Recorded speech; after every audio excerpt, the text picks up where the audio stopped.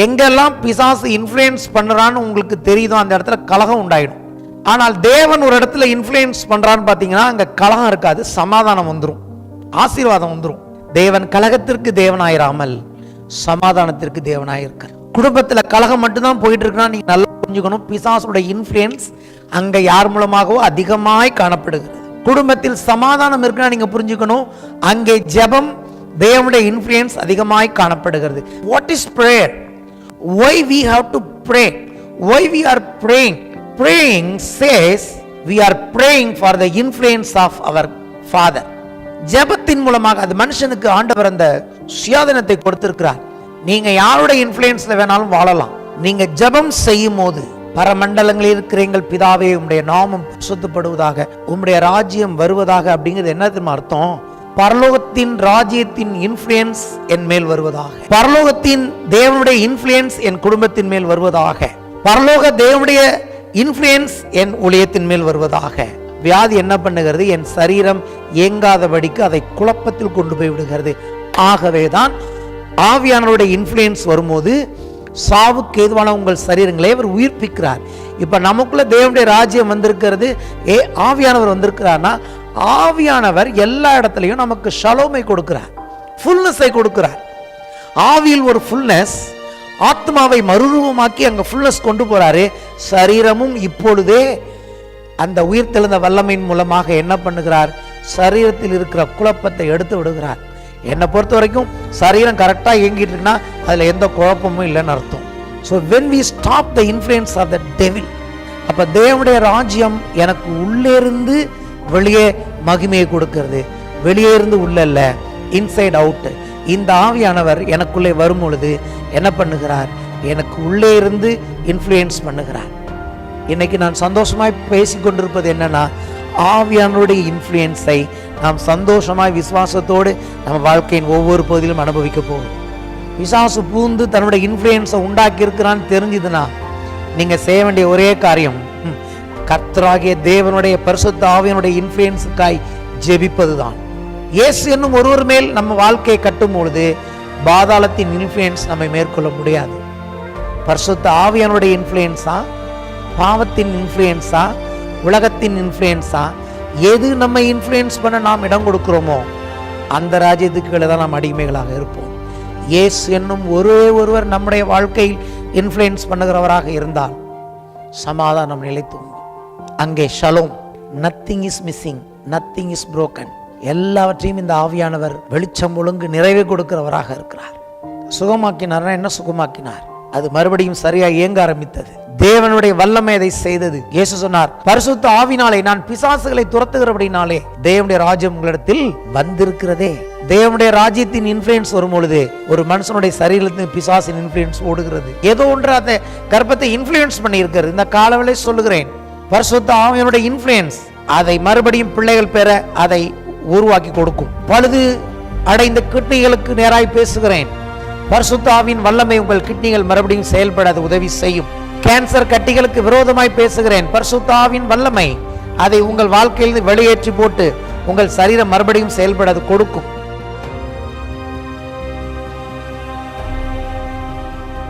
Nothing is missing, nothing is broken in our life. இதை சொல்வதில் சந்தோஷப்படுகிறேன். தேவனுடைய பிள்ளைகளாகிய உங்கள் வாழ்க்கையில் இதை நீங்களும் கற்றுக்கொள்ள உங்களுக்கு ஆலோசனை கொடுக்கிறேன். ஏன்னா இன்னைக்கு இதை பற்றி நம்ம சில காரியங்களை பார்க்க போகிறோம். ஷலோம் என்கிற வார்த்தையின் அர்த்தம் ஃபுல்னஸை குறித்து சொல்லப்பட்டிருக்கிறது. the wholeness. தேவன் ஆதியில் எல்லாத்தையும் சிருஷ்டித்த பொழுது அதில் எதுவுமே குறைவே இல்லை. ஒரு மனுஷனுக்குள்ளே ஹோல்னஸ், ஃபுல்னஸ் அதை கொடுக்கும்படி இயேசு வந்தார். அவருடைய நாமம் யெகோவா ஷலோம் என்று எழுதப்பட்டிருக்கிறது. இதை கேட்டுக்கொண்டிருக்கிற தேவனுடைய பிள்ளைகளுக்கு சொல்லுகிறேன், உங்க வாழ்க்கையில ஒண்ணுமே குறைஞ்சு போகாம உடைஞ்சு போகாத பரிபூர்ணத்தை, ஆவி, ஆத்துமா, சரீரம் எல்லாவற்றையும் பூர்ணத்தையும் முழுமையும் கொடுக்கும்படி இயேசு கல்வாரி சிலுவையில் கிரயம் கொடுத்திருக்கிறார். அவர் செலுத்தின கிரயத்தின் மேல் வைக்கிற விசுவாசத்தினாலே நீங்கள் அந்த ஷலோமில் வாழ தேவன் இந்த காலையில் உங்களை அழைக்கிறார். கர்த்தருடைய பரிசுத்த நாமத்திற்கு ஸ்தோத்திரம் உண்டாவதாக. விசுவாசத்தை குறித்து நான் போதித்து வருகிறேன். வாசிப்போம். எபிரேயர் 10ஆம் அதிகாரம் 37 முதல் 39 வசனங்களை நான் வாசிக்கிறேன். வருகிறவரை இன்னும் கொஞ்ச காலத்தில் வருவார், தாமத தாமதம் பண்ணார். விசுவாசத்தினாலே நீதிமான் பிழைப்பான், பின்வாங்கி போனால் அவன் மேல் என் ஆத்துமா பிரியமாயிராது என்கிறார். நாமோ கெட்டுப்போக பின்வாங்குகிறவர்களாக இராமல் ஆத்துமா ஈடேற விசுவாசிக்கிறவர்களாக இருக்கிறோம். இது ஒரு முக்கியமான வேத பகுதியாய் நான் பார்க்கிறேன். பின்வாங்குகிறவர்கள், விசுவாசிக்கிறவர்கள், ரெண்டு பேரை குறித்து வேதம் சொல்லுகிறது. விசுவாசிக்கிறவர்களாகிய நீங்களும் நானும் நம்முடைய ஆத்துமா ஈடேற, அதாவது ஆத்துமா தன் முழுமையை அடைய, ஆத்துமா தேவன் எந்த இடத்துக்கு அதை அழைத்தாரோ அங்கே போய் சேரும்படி விசுவாசிக்கிறோம். கிறிஸ்தவ வாழ்க்கையில் ஆவியாத்மா சரீரத்தை பற்றி நிறைய காரியங்கள் இருக்கு. நான் அதெல்லாம் ரொம்ப ஆழமாக போக விரும்பவில்லை. ஆவி இன்றைக்கு தேவனோடு கூட இருக்கிறது. இன்னும் சொல்ல போனா உன்னதங்களில் எங்கே இயேசு இருக்கிறாரோ அங்கே உங்களுடைய என்னுடைய ஆவி ஏற்கனவே இருக்கிறது. ஆத்மா இங்கதான் இருக்கு, சரீரம் இங்கதான் இருக்கு. இயேசு வருவார். ஆகவேதான் இங்க எழுதியிருக்கிறது, வருகிறவர் இன்னும் கொஞ்ச காலத்தில் வருவார், டிலே பண்ண மாட்டார். அவர் வரும்பொழுது இந்த சரீரத்தை மீட்டுக் கொள்வார். பரிபூர்ணமாய் இந்த சரீரம் மீட்பை அடைந்து கொள்ளும். ஆனா இன் பிட்வீன் இந்த ஆத்மா இருக்கிறதே தேவன் உண்டாக்கின நிலைமையில இல்லை. இதுக்கு ரட்சிப்புங்கிறது நிறைவேறி கொண்டிருக்கிறது. Present continuous tense. ஆவி ரட்சிக்கப்பட்டு இருக்கிறது. இந்த சரீரம் கிறிஸ்து வரும் பொழுது தன்னுடைய ரட்சிப்பை அது பெற்றுக்கொள்ளும். ஆத்மாவோ மறுரூபம் ஆகிறதுனாலே, எண்ணங்களினாலே, பரிசுத்த ஆவியானவருடைய உதவியினாலே, வேத வசனங்களை கொண்டு விசுவாசத்தினாலே இந்த ஆத்துமா ரட்சிப்பை அடைந்து கொண்டிருக்கிறது. ஒரு நாள் இந்த ஆத்துமா ஈடேறிவிடும். அது தேவனுக்கு ஒப்பான ஆதியிலே எப்படி தேவ சாயலிலே அது உண்டாக்கப்பட்டிருந்ததோ அதே விதமான ஆத்துமாவாக இது ஒரு நாள் தன் பரிபூர்ணத்தை பெற்றுக்கொள்ளும். ஆகவே சபையில் எதுக்கு தேவன் நம்மை வைத்திருக்கிறார்னா, தேவனுக்கு நம்முடைய ஆத்துமாவை குறித்த கர்சனை உண்டு. நம்முடைய ஆத்துமா விசுவாசிக்கவும், நம்முடைய ஆத்துமா தொடர்ந்து இயேசு நமக்கு வாக்கு பண்ணின ஜீவனில் வாழவும் தேவன் நம்மை சபையில் வைத்திருக்கிறார். ஆகவே இங்க எழுதியிருக்கிறது, நம்ம பொறுத்த வரைக்கும் நம்ம கெட்டு போக பின் வாங்குகிறவர்களாக இராமல் ஆத்துமா ஈடேற விசுவாசிக்கிறவர்களாக இருக்கிறோம். அப்போ விசுவாசங்கிறது வெறும் இயேசுவின் மேல் ஆரம்பத்தில் வைத்த அந்த விசுவாசம் மட்டுமல்ல, தொடர்ந்து நாம் முடிவு பரியந்தம் அந்த விசுவாசத்தில் நிலை நிற்க இயேசு நம்மை அழைத்திருக்கிறார். பின்வாங்கி போவார்கள் என்று வேதம் சில காரியங்களை சொல்லுகிறது. நான் பார்த்திருக்கிறேன். அவர்களுடைய முடிவு இயேசு வரும்போது எப்படி இருக்கும் நான் அவர்களை பற்றி சொல்ல விரும்பவில்லை. கர்த்தர் நல்லவர், கர்த்தர் இரக்கமுள்ளவர். எனக்கு தெரிஞ்சு ஆண்டவரை பின்பற்றினவர்கள், ஞானஸ்நானம் எடுத்தவர்கள் என்ன பண்ணியிருக்கிறாங்க, கிறிஸ்துவை விட்டு பின்வாங்கி போயிருக்கிறார்கள். ஒரு சிலர் நான் பார்த்துருக்கேன். இன்னைக்கும் அவங்க எங்க இருக்காங்கன்னு எனக்கு தெரியும். அவர்கள் என்ன நிலைமையில இருக்காங்கன்னு எனக்கு தெரியும். ஆனா நம்ம இன்னைக்கு இருக்கிறோம்னா அதுக்கு காரணம் அவருடைய கிருபை. அவர்களை விட நம்ம ஒன்றும் பெரிய நல்லவங்கன்னு நான் சொல்லவில்ல. நாம் கிருபையால் நிலை நிற்கிறோம். இயேசு நம்மேல் வைத்த கிருபை நம்மை நிலை நிறுத்துகிறது. ஹல்லேலூயா. ஏன்னா ஒரு வசனம் இருக்கு பாருங்க, இட்ஸ் பிப்ளிக்கல். இல்லாட்டி இப்படி எபிரேய ஆசிரியர் எழுத மாட்டார். நாமோ கெட்டு போக பின் வாங்குகிறவர்களாயிராமல் ஆத்மா ஈடேற விசுவாசிக்கிறவர்களாக இருக்கிறோம். 1 தீமோத்தேயு 6:21 பவுல் எழுதுகிறார், சிலர் விசுவாசத்தை விட்டு வழுவி போனார்கள் அப்படின்னு இருக்கு.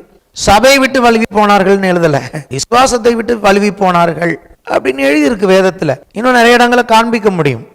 அப்படி சொல்லிட்டு உடனே சொல்லுகிறார், கிருபையானது உன்னோடு கூட இருப்பதாக அப்படிங்கிறாரு. யாருக்கு சொல்றாரு? ஒரு நல்ல வாலிபனுக்கு, தீமோத்தேயுக்கு சொல்றாரு, கிருபையானது உன்னோடு கூட இருப்பதாக. இந்த காலவேளை சொல்லுவோம், கிருபையானது நம்மோடு இருப்பதாக. விசுவாசமும் கிருபையும் நமக்கு முக்கியம்.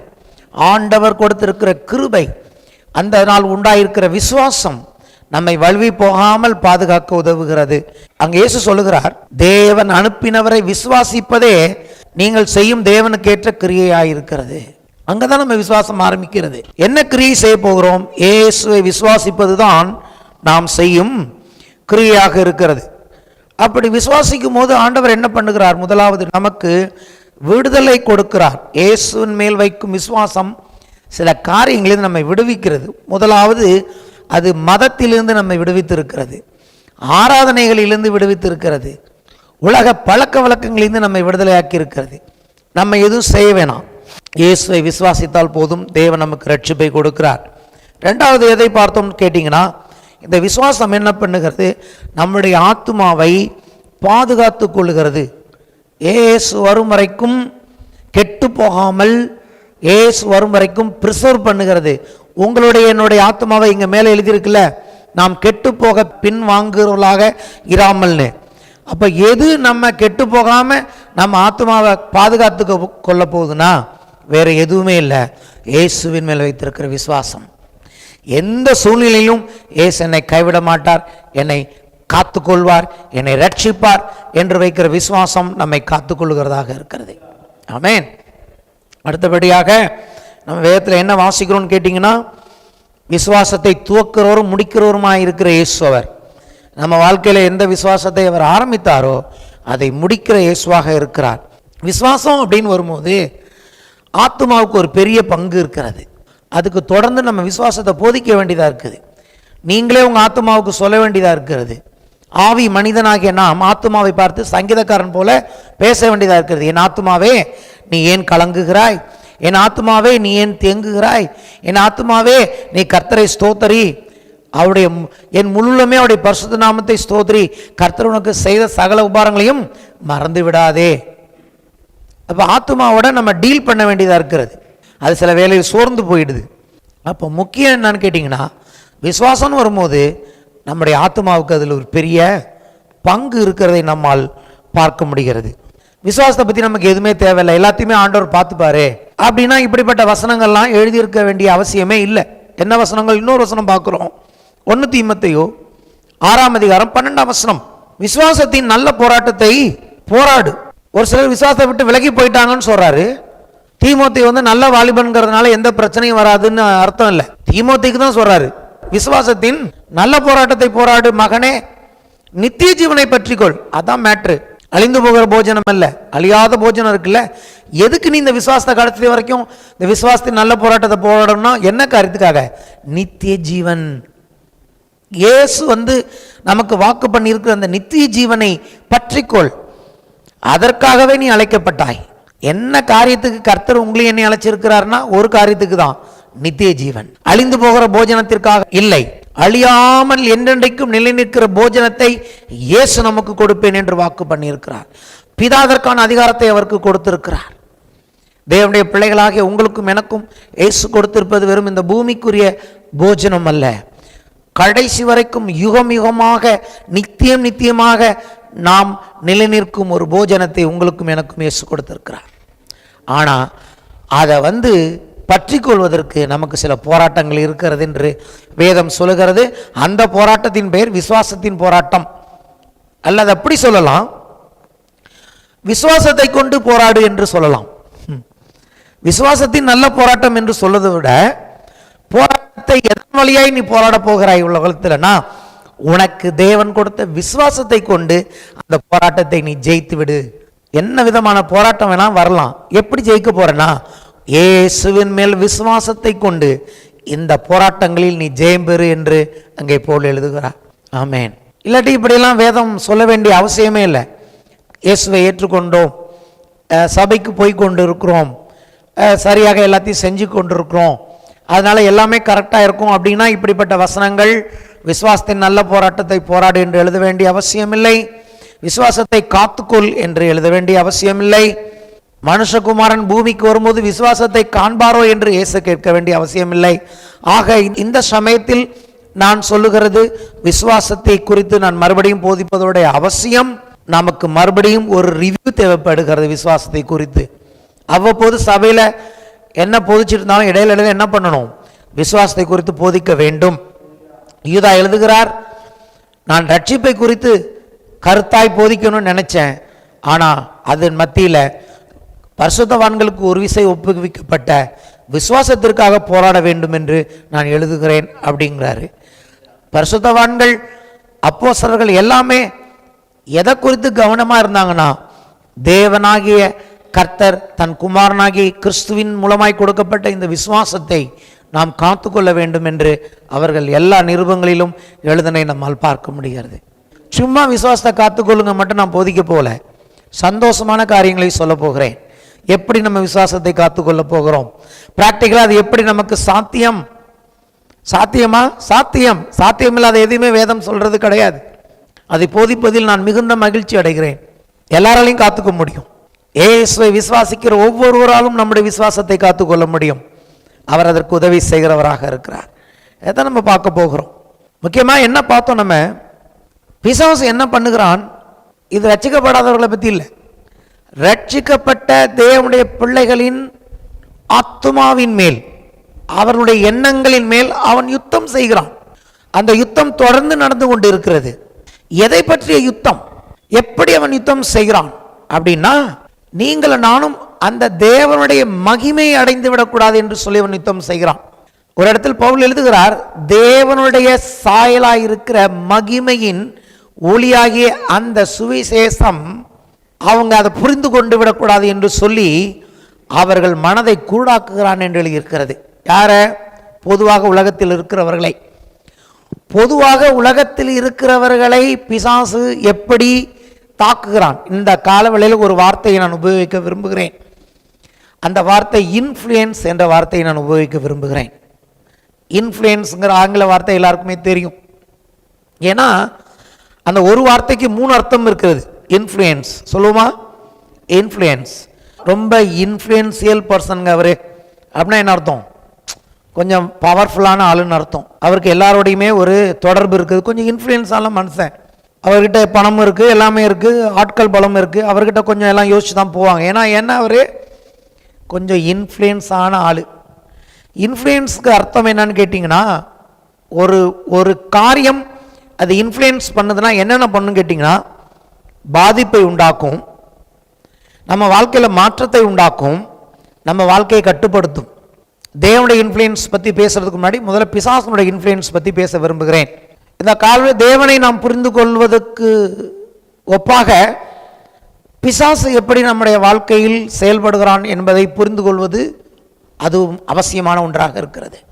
ஏன்னா அவன் ரொம்ப தந்திரமான ஃபெல்லோ, ரொம்ப தந்திரமானவன்.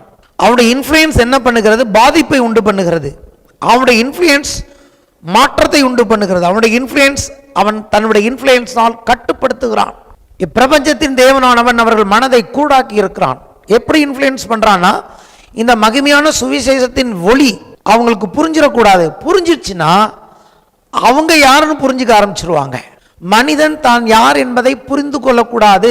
அவன் தேவ சாயலில் உண்டாக்கப்பட்டவன், அவன் தேவனுடைய பிரதான சிருஷ்டி, தேவனுக்கு ஒப்பான மகிமை உடையவன் என்பதை மனுஷன் புரிந்துவிடக்கூடாது என்பதில் சத்துரு கவனமானவனா இருக்கான். இன்னைக்கு கூட நானும் நீங்களும் கொஞ்சம் பிரயாசப்பட்டு சிலருக்கு சுவிசேஷத்தை சொல்றோம் இல்லையா? சுவிசேஷம் சொல்லும்போது நம்ம என்ன பண்றோம்? இயேசுவை பற்றி சொல்லுகிறோம். அவங்க உடனே ரியாக்ட் பண்றது பார்த்தீங்கன்னு வச்சுங்களேன், அவங்க எப்படி ரியாக்ட் பண்ணுவாங்கன்னு நான் பார்த்துட்டேன். மெஜாரிட்டி பீப்புள் எப்படி ரியாக்ட் பண்ணுவாங்கன்னு கேட்டிங்கன்னா, உடனடியாக அவங்க ரியாக்ட் பண்ணுறது என்னன்னு கேட்டிங்கன்னா, தாங்கள் எதை நம்புகிறார்களோ, தாங்கள் எதை வழங்குகிறார்களோ அது மேலே இன்னும் கொஞ்சம் ஆர்வத்தை காட்டுவாங்க. கவனிச்சிருக்கீங்களா?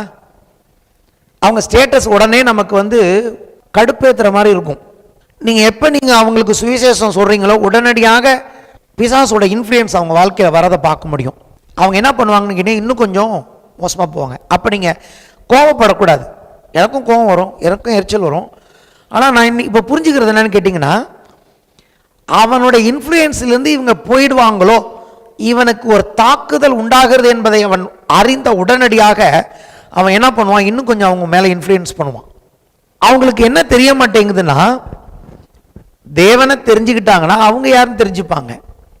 அதாவது தேவன் ஏன் விக்கிரகங்களை வணங்கக்கூடாதுன்னு சொல்றான்னு கேட்டிங்கன்னா, அதோடைய ரகசியத்தை சொல்கிறேன்.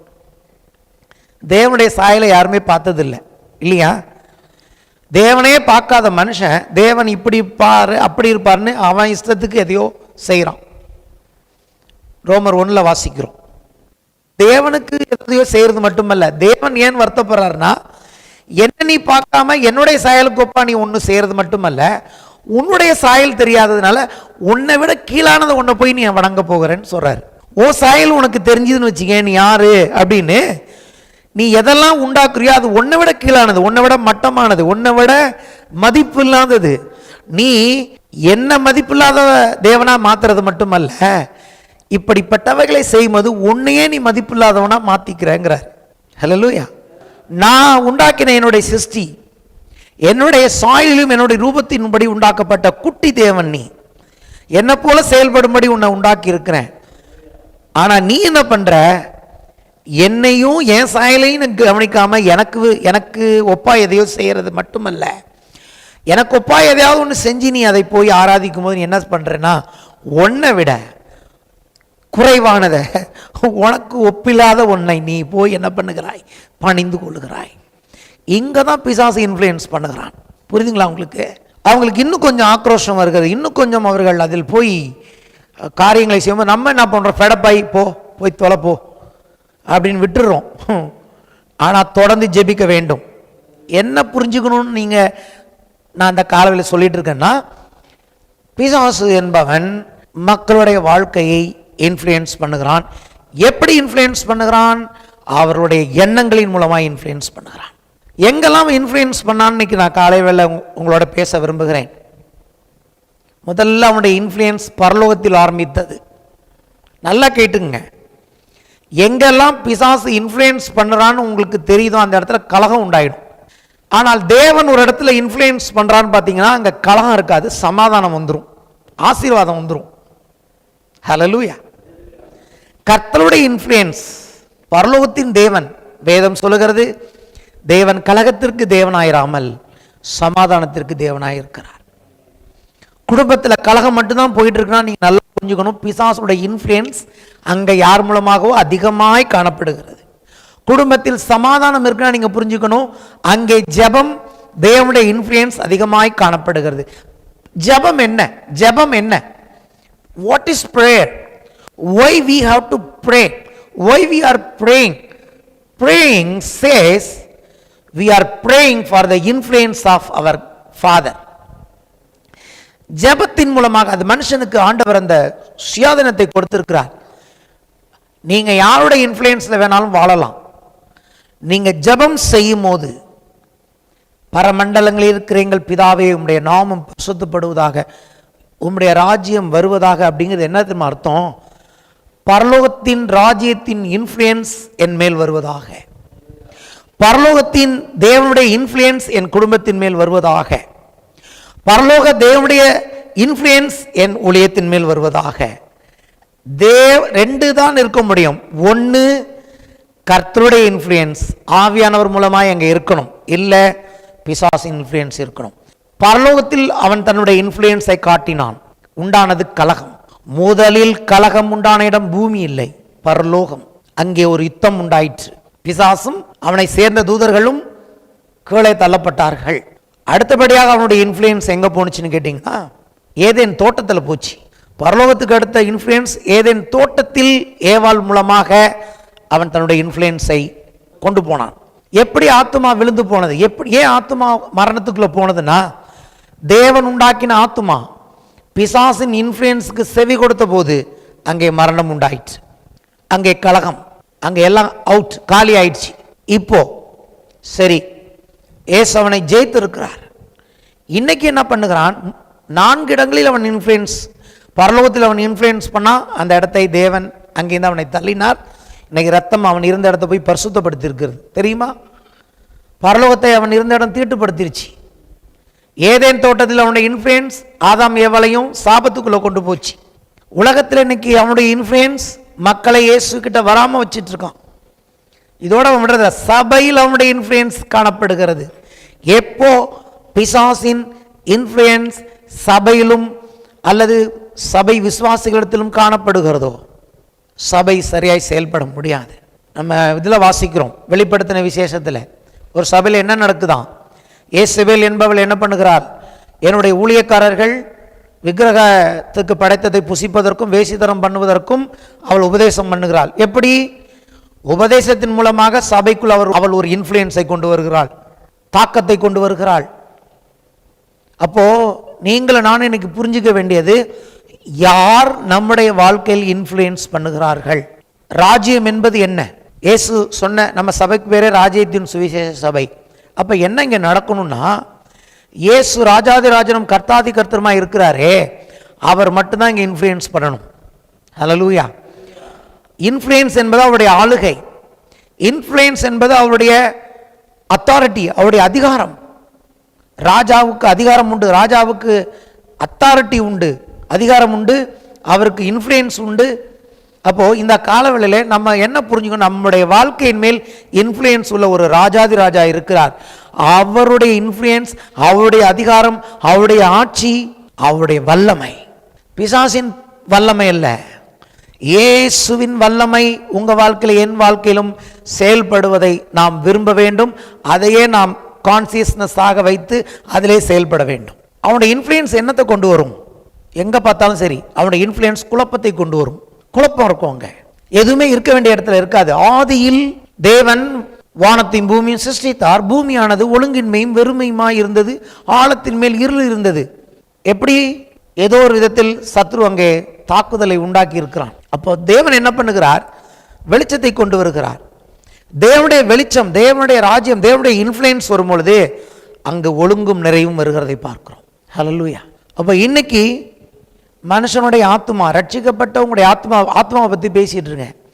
இந்த ஆத்மா முற்றுமுடிய பரிசுத்த ஆவியானுடைய இன்ஃப்ளூயன்ஸ்க்கு ஒப்பு கொடுக்கப்படும் போது இதெல்லாம் நம்ம புரிஞ்சுக்கணும் நான் விரும்புகிறேன். நமக்கே தெரியல, நம்ம பாட்டுக்கு வாழ்ந்துட்டு இருக்கோம். எப்படியெல்லாம் நம்முடைய ஆத்மாவை அவன் இன்ஃப்ளூயன்ஸ் பண்ணுகிறான் என்று அறிந்து அதை நம்ம வாழ்க்கையிலிருந்து அப்புறப்படுத்தி நம்முடைய இயேசு மாத்திரமே நம்முடைய வாழ்க்கையை இன்ஃப்ளூயன்ஸ் பண்ண லெட் த கிங்டம் கம், அந்த ஒரு ஜெபம் வல்லமை உள்ளது. இயேசு ஒருவருக்கு தான் என் மேல் அதிகாரம் இருக்கிறது, இயேசு ஒருவருக்கு தான் என் மேல் ஆளுகை இருக்கிறது, இயேசு ஒருவருடைய இன்ஃப்ளூயன்ஸை தான் நான் விரும்புகிறேன். ஆவியானவருடைய இன்ஃப்ளூயன்ஸ் மட்டுமே நமக்கு காணப்படும் பொழுது அதைத்தான் வேதம் சொல்கிறது, எவர்கள் ஆவியினால் நடத்தப்படுகிறார்களோ அவர்கள் தேவனுடைய புத்திரர்களாக இருக்கிறார்கள். ஆவியின் சிந்தை ஜீவனும் சமாதானமும். என் ஆவி, என் ஆத்துமா, என் சரீரம், என் எண்ணங்கள், என் சிந்தை எல்லாம் தேவனால் இன்ஃப்ளூயன்ஸ் பண்ணப்படுவது தான் தேவனுடைய ராஜ்யம். தேவனுடைய ராஜ்யம் அங்கே இருக்கிறது, இங்கே இருக்கிறது இல்லை, அது உங்களுக்குள் இருக்கிறது. எப்படி இருக்கிறது? பரிசுத்த ஆவியானவர் மூலமாக இருக்கிறது. ஆண்டவர் என்கிட்ட ஒரு காரியம் சொன்னார். வியாதி என்பது என்ன? வியாதினா என்ன தெரியுமா? சரீரம் குழப்பமாயிட்டா தான் வியாதி வருது. when the devil is influencing your body through so many ways. ஒரு உதாரணம் சொல்றேன். எல்லாமே பாவம் இல்லை, பாவத்தின் வழியாக தான் நிறைய அவன் செய்யறான். இப்போ ஒரு பாவம் நீங்கள் நானும் செய்யும் போது என்ன பண்றோம்? நம்ம பாவம் செய்யும் பொழுது சில அசுத்த ஆவிகளுக்கு நம்ம இடத்தை திறந்து கொடுக்குறோம். we are opening the gate to demons and evil spirits. அப்போ என்ன பண்ணுது? இந்த டீமன்ஸ் என்ன பண்ணுது? சரீரத்தை தாக்குகிறது, சரீரத்தை இன்ஃப்ளூயன்ஸ் பண்ணுகிறது. அப்போ என்ன உண்டாகுதுன்னு கேட்டிங்கன்னா, சரீரம் இயங்க வேண்டிய விதத்தில் இயங்காமல் குழப்பம் அடைகிறது. அதுதான் வியாதி. உங்கள் சரீரம் பர்ஃபெக்டாக இயங்குற விதத்தில் இயங்குனதுன்னா அங்கே குழப்பம் இல்லை. தேவன் அப்படி தான் உண்டாக்கினார். எப்போ வியாதி வருது, எப்போ நமக்கு நோய் வருதுன்னா பாவத்தால் வரலாம், அல்லது பல்வேறு காரணங்கள் இருக்கலாம். எல்லா நோய்க்கும் பாவம் காரணம் இல்லை, அது என்னமோ இருந்துட்டு போட்டோம். நான் பெற்றுக்கொண்ட வெளிப்பாடு, என் சரீரம், என் ஆவி இயங்கிறது போல, என் ஆத்மா இயங்கிறது போல என் சரீரம் சரியாக இயங்கும்படி தேவனை சிருஷ்டித்திருக்கிறார். ஆனால் வியாதி என்ன பண்ணுகிறது? என் சரீரம் இயங்காதபடிக்கு அதை குழப்பத்தில் கொண்டு போய் விடுகிறது. ஆகவே தான் ஆவியானவருடைய இன்ஃப்ளூயன்ஸ் வரும்போது சாவுக்கு ஏதுவான உங்கள் சரீரங்களை அவர் உயிர்ப்பிக்கிறார். இப்போ நமக்குள்ள தேவனுடைய ராஜ்யம் வந்திருக்கிறது, ஆவியானவர் வந்திருக்கிறார்னா ஆவியானவர் எல்லா இடத்துலையும் நமக்கு ஷலோமை கொடுக்கிறார், ஃபுல்னஸை கொடுக்கிறார். ஆவியில் ஒரு ஃபுல்னஸ், ஆத்மாவை மறுரூபமாக்கி அங்கே ஃபுல்னஸ் கொண்டு போறாரு. சரீரமும் இப்பொழுதே அந்த உயிர்த்தெழுந்த வல்லமையின் மூலமாக என்ன பண்ணுகிறார்? சரீரத்தில் இருக்கிற குழப்பத்தை எடுத்து விடுகிறார். என்னை பொறுத்த வரைக்கும் சரீரம் கரெக்டாக இயங்கிட்டு இருக்குன்னா அதில் எந்த குழப்பமும் இல்லைன்னு அர்த்தம். ஆமென்.